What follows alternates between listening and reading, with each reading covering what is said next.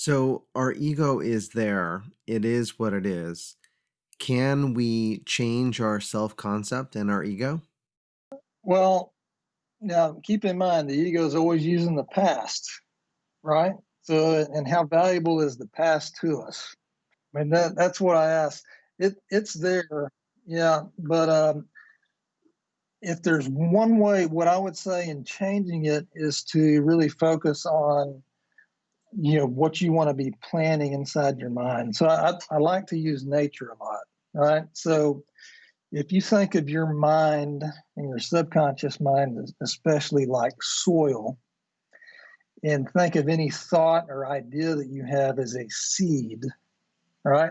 When you plant a seed in the soil and you then water it to grow, there's really nothing else that you're doing.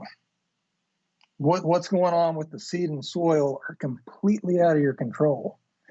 And so when we plant a thought into our mind, we can either water it with faith that it's a good idea and it's going to happen, or we can poison it with fear and doubt, like spraying Roundup all over something. You really got two choices. So what you can do is, I'm a big believer in positive affirmations.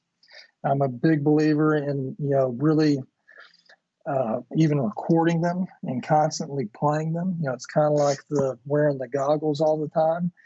I used to drive my family nuts because I'd be walking around the house with headphones in nonstop. I'd have a couple of sets that I'd just switch out when the batteries would die. And because I knew that I'd been thinking so negatively all my life. When I finally realized it, I had to just wash that stuff out. The news that you mentioned earlier, social media, whatever, it's constant. It's like a river. It's like a dark river.